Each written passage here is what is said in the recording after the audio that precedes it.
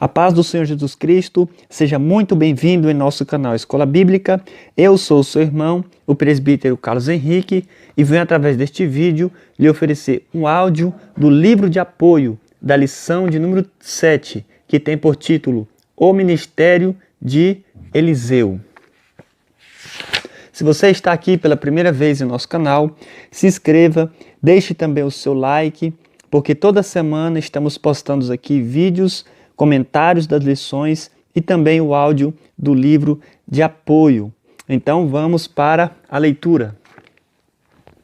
O ministério de Eliseu foi marcado por muitos milagres. Ele foi um dos profetas que mais realizou prodígios, mais até do que Elias, o seu mestre. Listaremos alguns deles. Primeiro, dividiu o rio Jordão em duas partes para passar a seco. Segundo, sarou as águas de Jericó. Terceiro, 42 adolescentes foram despedaçados por duas ursas. Quarto, providenciou água a 3 reis e aos seus exércitos. Quinto, previu a vitória desses reis. Sexto, aumentou o azeite da viúva de um dos filhos dos profetas. Sétimo, profetizou que a sunamita teria um filho. Oitavo, mais tarde ressuscitou o filho da sunamita quando este havia ficado doente e morreu. Nono, tirou a morte da panela. Décimo, multiplicou pães. 11º, curou Naamã de lepra. 12º, colocou a lepra de Naamã em Geazi, o seu auxiliar. 13º, fez flutuar um machado. 14º, cegou os homens do exército sírio. 15º, devolveu-lhe a visão. 16º, profetizou a fim da fome e do cerco da Síria. 17º, predisse a morte do capitão do rei. 18º, profetizou a morte de Ben-Hadad e o reinado de Azael. E depois de morto, ressuscitou o defunto.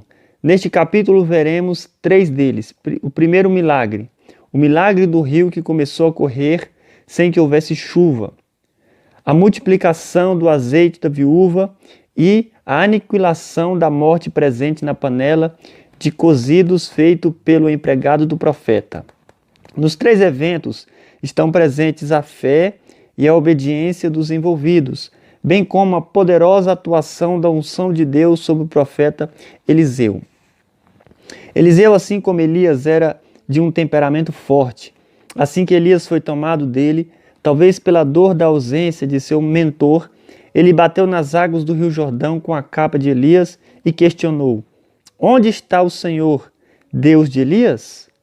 Ele irritou-se com os meninos que caçoaram da sua calvície. Foi irônico com o rei idólatra Jorão e castigou a Geazi com a lepra de Naamã por causa da sua ganância e mentira. Esses episódios demonstram que Eliseu não escondia os seus sentimentos de ninguém, bem como apontam para a sua honestidade e verdade nas palavras e ações. A personalidade de Eliseu é muito bela quando da sua rejeição à espetacularização ministerial. No caso de Naamã, numa conversa com esse alto oficial do rei, Eliseu trata-o como qualquer outra pessoa, apenas lhe enviando um recado. Já na ressurreição do filho da mulher que havia sido estéril, ele tranca-se num quarto sozinho com o menino e ressuscita-o sem que ninguém o veja. Ele poderia ter usado esse episódio para promover-se diante da opinião pública ou de pessoas importantes, pois o primeiro personagem era um político influente e a mulher era rica. Ele, porém, preferiu deixar que a glória fosse de Deus nos milagres que realizou. Outras qualidades de Eliseu ficam em evidência diante de alguns episódios da sua vida. Por exemplo, ele não aceitou presentes em troca do milagre de Naamã. Esse desprendimento já havia sido mostrado quando do seu chamado, em que abandonou tudo o que possuía para seguir Elias. Depois ele teve a oportunidade de matar um exército inteiro da Síria, que era inimigo de Israel, mas ao invés disso, pediu que lhes servissem comida e que os libertassem vivos. Eliseu também chorou de compaixão ao entregar uma profecia a Azael, pois percebeu o sofrimento que este infligiria sobre Israel. Tópico de número 1. Eliseu salva 3 reis e os seus exércitos. Na linha sucessória dos reis de Israel e Judá, durante o reinado dividido, sucederam-se bons e maus reis. O reino do norte, Israel, geralmente com reis maus, e no reino do sul, Judá, geralmente com bons reis. A classificação em bons e maus não leva muito em conta a administração e liderança de tal rei, mas sim como teologicamente esse rei relacionava-se com Deus. Portanto, quando se fala de um mau rei, o autor do livro de Reis refere-se ao fato de que esse rei desprezava o Senhor na sua adoração e promovia a adoração a ídolos. Com a morte de Acabe, quem assumiu o reino de Israel foi o seu filho Acasias, mas este logo morreu. E Jorão, seu irmão, assumiu o seu lugar. O seu reinado foi marcado pela continuidade, embora mais branda, da adoração aos deuses falsos que foram promovidos por Acabe e Jezabel.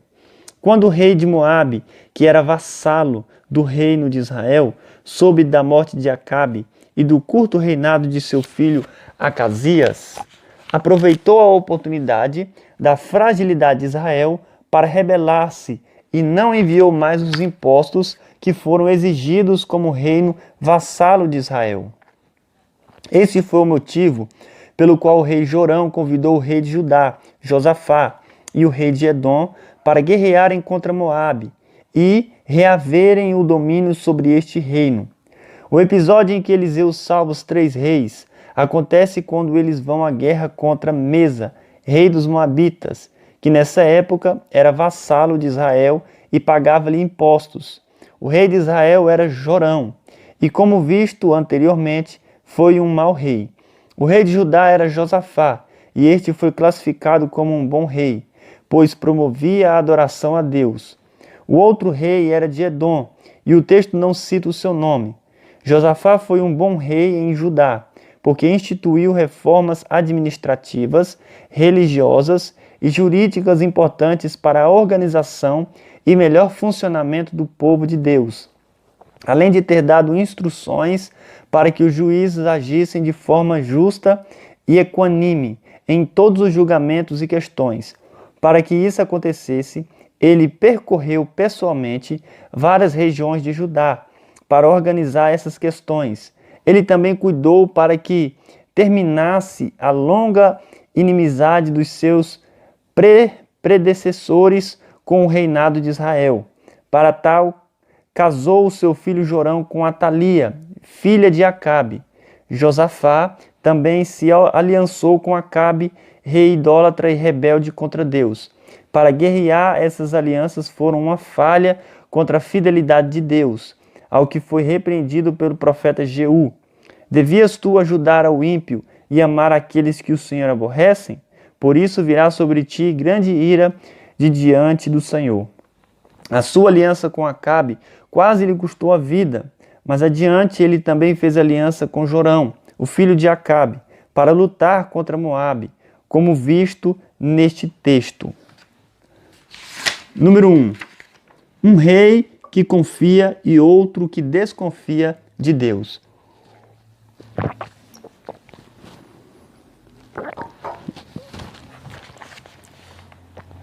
A diferença entre Jorão e Josafá foi que o primeiro culpou a Deus ao perceber o caos instalado no exército por falta de água, um gesto de total desespero, como já era esperado de alguém que adorava ídolos e supostamente confiava neles. Uma das principais características de pessoas que colocam ídolos no lugar de Deus é que o desespero toma conta do coração em momentos de crise, pois os ídolos jamais dão segurança, somente Deus pode dá-la. Exatamente como disse o salmista: eleva os meus olhos para os montes, de onde me virá o socorro? O meu socorro vem do Senhor, que fez os céus e a terra. Enquanto Jorão está desesperado, Josafá procurou uma resposta em Deus, solicitando um profeta do Senhor, e que demonstra a grande diferença de alguém que confia em Deus e sabe que somente Ele pode dar uma resposta em momentos de crise. Eliseu foi o profeta chamado a profetizar para os 3 reis, e ele aproveitou para advertir Jorão e questioná-lo ironicamente sobre o porquê de ele não ter consultado os falsos profetas de seus pais. A reação de Eliseu e Jorão demonstra sua grande coragem em confrontar o rei sem temer as consequências da sua ousadia em acusá-lo claramente do pecado da idolatria e ainda lembra-lo das abominações que os seus pais haviam cometido em Israel. Número 2. A predição de Eliseu foi cumprida. A viagem que os 3 exércitos empreenderam para subjugar Moabe durou 7 dias e faltou água para o exército, o que comprometeu a campanha de guerra. Assim o rei Josafá, temente a Deus, solicitou um profeta do Senhor para resolver o problema. Um súdito lembrou-se de que Eliseu estava nas proximidades e mandaram chamá-lo. Eliseu pediu que lhe trouxesse um músico para profetizar aquilo que seria a vontade de Deus para aquele momento. Isso demonstra que algumas profecias de Eliseu foram proferidas estando o profeta em um estado de êxtase espiritual. A profecia de Eliseu foi estranha. Ele ordenou que cavassem muitos poços, pois se encheriam de água, mas sem que houvesse chuva. Em respeito a Josafá, Eliseu predisse a abundância de água que milagrosamente haveria no dia seguinte, e ainda predisse a vitória dos 3 reis sobre os moabitas. Tópico de número 2. Eliseu aumenta o azeite da viúva. Número 1. A situação das viúvas em Israel. A situação das viúvas nos tempos bíblicos eram bem difíceis, pois as mulheres daquela época sempre dependiam de algum homem que pudessem sustentá-las. Essa mulher, ajudada por Eliseu, não tinha nenhuma fonte de suprimentos quando ficou viúva. Apenas 2 filhos e uma dívida a ser paga do falecido marido. Por causa disso, o credor queria levar os seus filhos como escravos como pagamento da dívida, o que foi uma situação lastimável e que teria um final trágico se não fosse a intervenção divina. Embora o hábito de escravizar pessoas em troca de dívidas fosse uma prática comum no Antigo Testamento, no Antigo Oriente, a lei mosaica era mais branda a respeito, estipulando um prazo para o pagamento de dívida para que ninguém se tornasse escravo para sempre de alguém.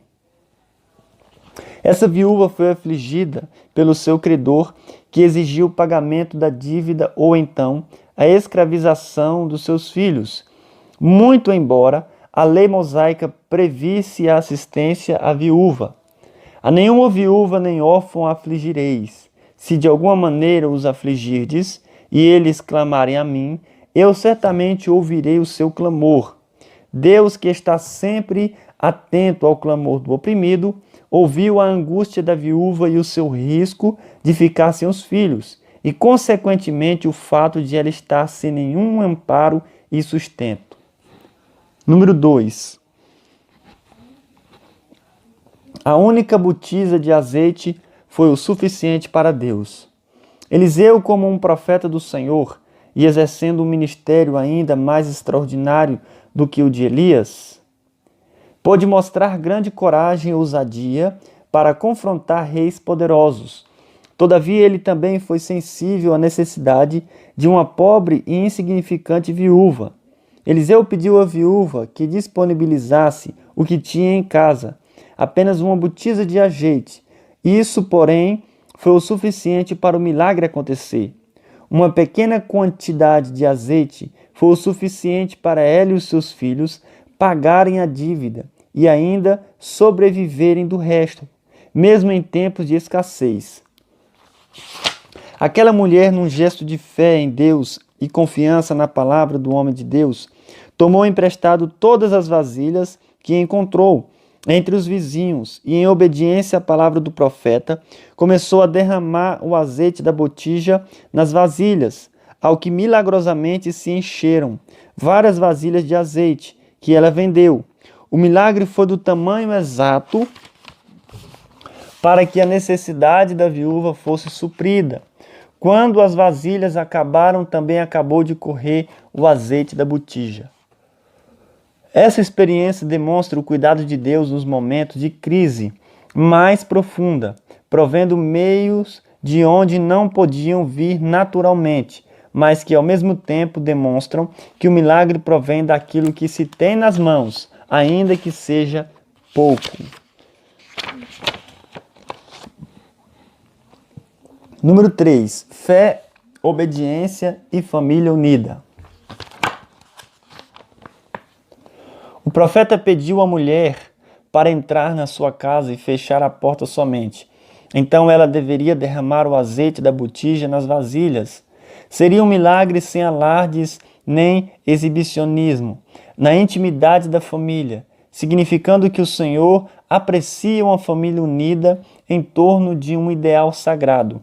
Muito embora faltasse um componente nessa família, que era o pai, ela era sagrada, pois Deus estava ali com eles na porta fechada para o mundo exterior e as suas influências. A família é a principal constituidora de uma sociedade sadia, devendo, portanto, ser preservada debaixo da intimidade da presença do Senhor, em reverência, submissão e sacralidade, como o fez a viúva ao fechar a porta. Apesar da provável curiosidade que tantas vasilhas causaram aos vizinhos, eles não participaram do momento do milagre, apenas emprestaram as vasilhas num gesto de cooperação, sem saberem o que aconteceria. Milagres não são feitos para serem espetacularizados, expondo ainda mais a situação de dor e a necessidade do pobre e do necessitado. Jesus agiu de maneira parecida algumas vezes, quando disse aos já curados de enfermidades e doenças, para não contarem para ninguém o que havia acontecido. Como também, algumas vezes tomava as pessoas que ia curar e tirava-as do meio da multidão, levando-as para um lugar isolado da turba e sedenta de milagre. Neste episódio da multiplicação do azeite, percebe-se que fé e obediência foram os ingredientes necessários para que houvesse uma multiplicação de bênção na vida daqueles que criam. Não aconteceu um milagre espantoso e grandioso como o do episódio dos 3 reis, mas uma coisa ordinária e de pequeno valor, pois o milagre estava nas mãos da viúva, bastando apenas ela derramar a botija nas vasilhas. Geralmente, os milagres que buscamos em Deus não alcançam respostas extraordinárias, mas corriqueiras. Basta trabalharmos com aquilo que Deus já nos tem dado e exercermos a fé na sua palavra. Tópico 3. A morte que havia na panela. Número 1. A escola de profetas. Havia uma escola de profetas em Gilgal, provavelmente estabelecida por Samuel e agora dirigida por Eliseu.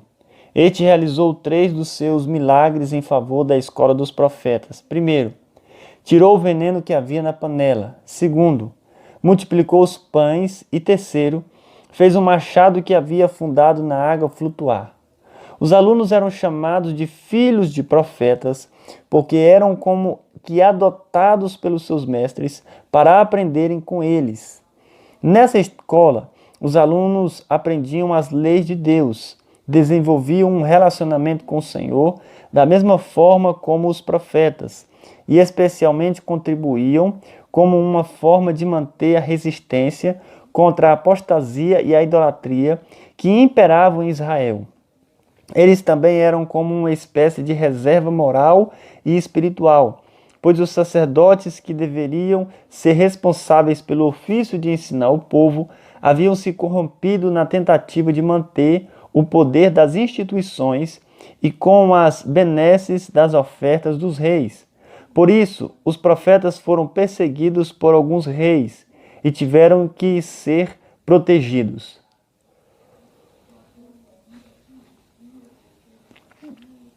Em todo tempo e lugar, os profetas verdadeiros são perseguidos, pois estes se intrometem nas causas que os poderosos acham corretas e justas.